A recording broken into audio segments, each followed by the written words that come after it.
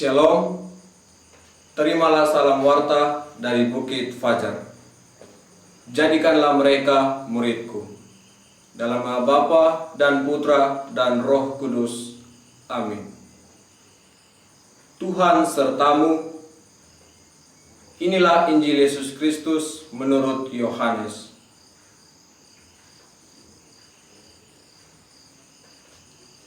Aku berkata kepadamu, sesungguhnya jikalau biji gandum tidak jatuh ke dalam tanah dan mati, ia tetap satu biji saja, tetapi jika ia mati, ia menghasilkan banyak buah.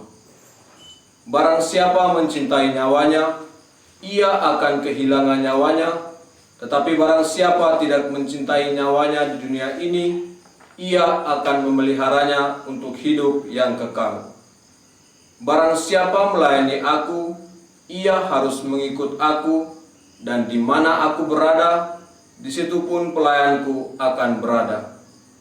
Barang siapa melayani aku, ia akan dihormati Bapa. Demikianlah Injil Tuhan. Aku berkata kepadamu, jikalau biji gandum tidak jatuh ke dalam tanah dan mati, ia tetap satu biji saja. Tetapi jika ia mati, ia akan menghasilkan banyak buah. Sabda Tuhan mengenai biji gandum yang mati memperlihatkan bagaimana sesuatu yang mati tidak selamanya buruk. Di balik kematian timbulnya harapan dan buah yang berlimpah, seperti ada pepatah yang mengatakan, mati satu, tumbuh 1000. Saudara-saudari yang terkasih dalam Kristus, bacaan Injil hari ini mengisahkan tentang bagaimana Yesus memberitakan kematiannya. Kematian merupakan peristiwa yang akan dialami oleh setiap manusia, tidak terkecuali Yesus. Peristiwa kematian yang akan dialami oleh Yesus merupakan peristiwa keselamatan secara khusus bagi kita umat manusia.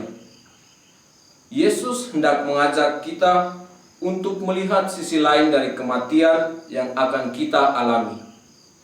Ada 3 hal yang diajarkan oleh Yesus.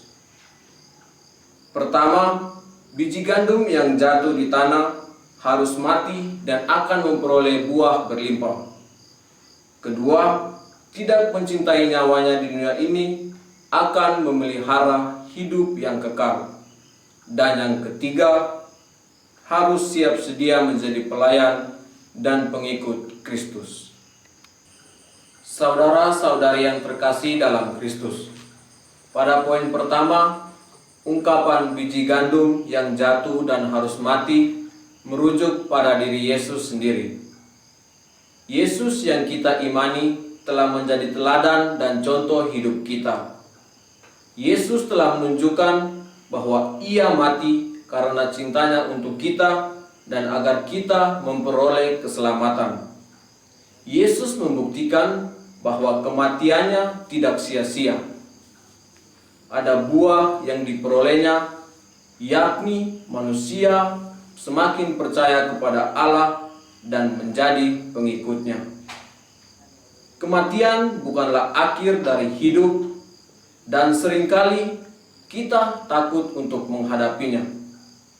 Kita menganggap kematian sebagai sesuatu yang menyeramkan. Dengan itu, Yesus mau mengajak kita untuk tidak takut dan tetap melakukan apa yang seharusnya kita lakukan sesuai dengan kehendak Tuhan agar kita memperoleh hidup yang berlimpah. Pada poin kedua, Yesus mengajak kita untuk tidak mencintai nyawa kita di dunia ini, sebab kita akan memelihara hidup yang kekal. Maksud ungkapan mencintai nyawa mengandung arti mencintai diri sendiri daripada Tuhan. Orang yang mencintai dirinya akan berusaha memelihara nyawanya sehingga ia berusaha tidak mau mati atau meninggalkan dunia ini.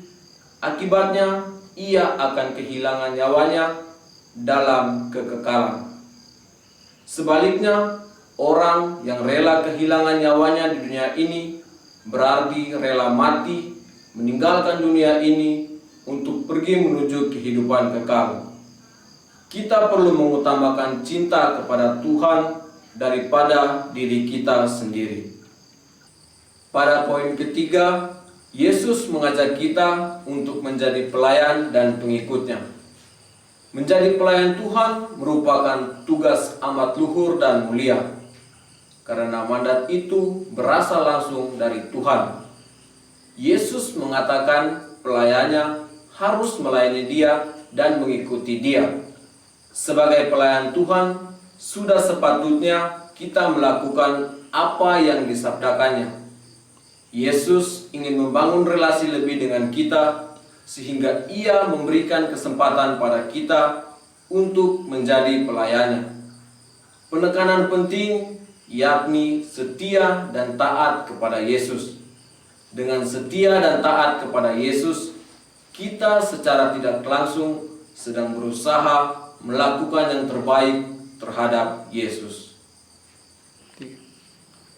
Saudara-saudari yang terkasih dalam Kristus, bersamaan dengan 3 pesan Yesus pada hari ini, gereja juga memperingati pesta Santo Laurentius. Santo Laurentius adalah seorang diakon dan martir. Kehidupannya dibaktikan untuk imannya kepada Yesus.